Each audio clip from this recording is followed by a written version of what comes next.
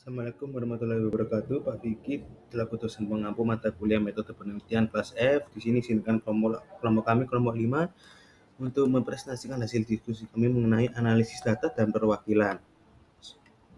Sebelumnya perkenalkan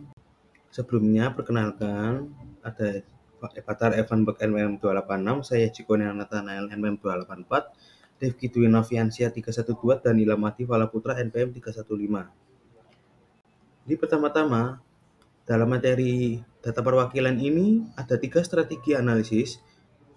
Jadi analisis data kualitatif ini melibatkan 3 tahap utama: persiapan data, reduksi data menjadi tema melalui pengodaan, dan penyajian data secara visual ataupun naratif.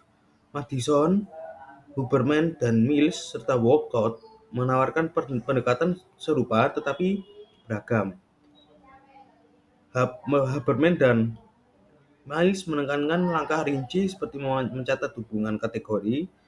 Madison fokus kepada sudut pandang interpretatif, dan Walcott pada deskripsi data serta kaitannya dengan budaya dan literatur. Spiral analisis data. Dalam spiral analisis data ini yang pertama yaitu mengorganisasikan data. Jadi pengolahan data putaran pertama dalam spiral memulai proses data. Pada tahap awal proses analisis, peneliti biasanya mengatur data mereka ke dalam berkas komputer. Selain mengatur berkas, peneliti mengonversi berkas mereka ke unit teks yang sesuai, misalnya kata, kalimat, keseluruhan cerita, untuk analisis baik dengan tangan maupun komputer. Jadi bahan harus mudah ditemukan dalam basis data, teks, atau gambar yang besar. Lalu yang selanjutnya pada putaran kedua spiral analisis data yaitu membaca dan memo. Jadi ini menulis catatan atau memo di margin catatan, lapangan, atau transkrip, atau di bawah foto membantu dalam proses awal penjelajahan basis data ini. Memo ini berupa frasa pendek, ide, atau konsep kunci yang muncul di benak pembaca. Spiral analisis data yang selanjutnya yaitu menggambarkan, mengklasifikasikan, dan menafsirkan data menjadi kode dan tema. Jadi di sini peneliti membangun deskripsi terperinci, mengembangkan tema atau dimensi, dan memberikan interpretasi berdasarkan pandangan mereka sendiri atau pandangan perspektif dalam literatur. Dan juga deskripsi terperinci berarti bahwa penulis menggambarkan apa yang mereka lihat. Proses pengkodean ini melibatkan pengumpulan teks atau data visual ke dalam kategori, formasi kecil, mencari bukti kode dari berbagai basis data yang digunakan dalam suatu penelitian, lalu memberi tabel pada kode tersebut. Spiral analisis data yang selanjutnya yaitu menafsirkan data. Jadi peneliti terlibat dalam penafsiran data ketika mereka melakukan penelitian kualitatif, dan penafsiran ini melibatkan upaya memahami data. Interpretasi dalam penelitian kualitatif ini melibatkan pengabstrakan di luar kode dan tema menuju makna data yang lebih luas. Dan ini adalah proses yang dimulai dengan pengembangan kode, pembentukan tema dari kode, dan kemudian pengorganisasian tema menjadi unit distraksi yang lebih besar untuk memahami data. Dan yang terakhir yaitu mewakili dan memvisualisasikan data. Jadi pada fase akhir spiral ini, peneliti menyajikan data pengemasan dari apa yang ditemukan dalam bentuk teks, tabel, atau gambar. Misalnya untuk menciptakan gambar visual dari informasi, seseorang peneliti dapat menyajikan tabel perbandingannya. Selanjutnya itu ada analisis dalam pendekatan penyelidikan.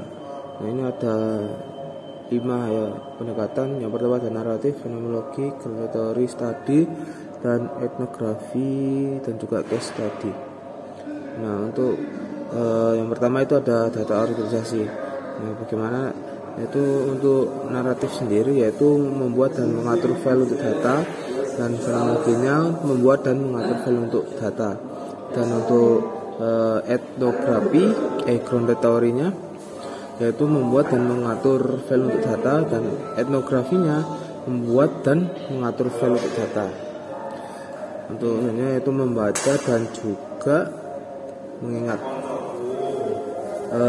Untuk yang naratif sendiri yaitu membaca teks dan membuat catatan dan membentuk kode awal. Terus yang untuk fenomenologinya membaca teks, membuat catatan margin dan juga membentuk kode awal. Terus untuk yang grounded teori membaca teks, membuat catatan margin dan juga membentuk kode awal. Dan etnografinya mendeskripsikan latar belakang pelaku dan cari catatan margin dan juga kode awal. Dan untuk case tadinya yaitu membuat teks dan membuat catatan. Terus selanjutnya ada mendeskripsikan ke dalam kode dan tema. Yang naratif sendiri untuk menjelaskan suatu cerita. Dan untuk selanjutnya yang pertama itu ada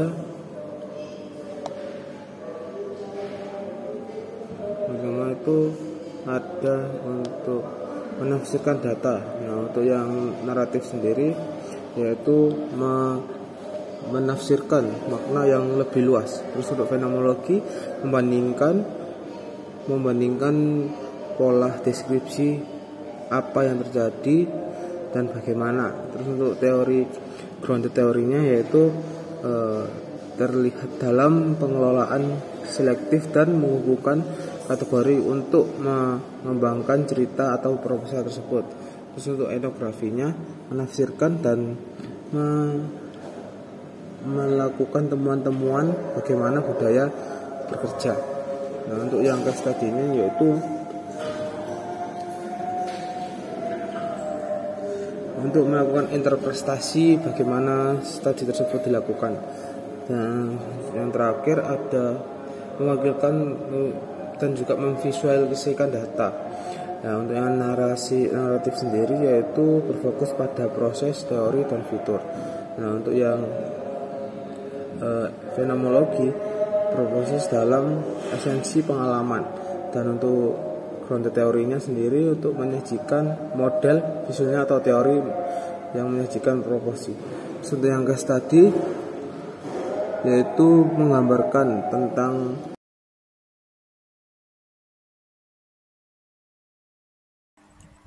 Oke, untuk pembahasan selanjutnya yaitu membandingkan 5 pendekatan.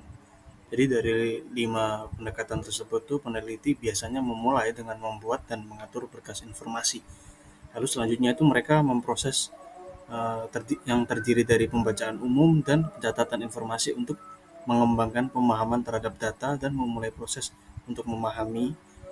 Kemudian semua pendekatan itu memiliki fase deskripsi, kecuali grounded teori ya, di mana penyelidik itu berusaha untuk mulai membangun teori tentang tindakan atau proses. Namun di sisi lain juga ada beberapa perbedaan penting dalam kelima pendekatan tersebut. Grounded teori dan fenomenologi memiliki prosedur analisis data yang paling rinci dan terperinci tergantung pada penulis yang dipilih untuk memberikan arahan analisis. Etnografi dan studi kasus itu memiliki prosedur analisis yang umum, dan penelitian naratif itu merupakan prosedur yang paling tidak terstruktur. Untuk pembahasan selanjutnya akan dilanjutkan oleh rekan saya. Untuk materi selanjutnya yaitu penggunaan program perangkat lunak dan komputer dengan 5 pendekatan. Nah, program komputer membantu untuk menyimpan dan mengorganisir data kualitatif. Dan program-program tersebut menyediakan cara nyaman untuk menyimpan data kualitatif. Nah, program juga membantu untuk menemukan segmen, teks atau gambar yang terkait dengan kode atau tema.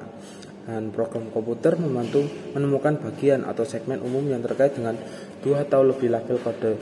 Dan juga program komputer membantu membuat perbandingan di antara label-label kode jika peneliti membuat permintaan ini tentang perempuan dan laki-laki.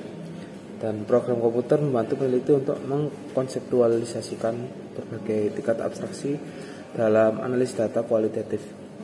Dan program komputer memberikan gambaran visual tentang kode dan tema.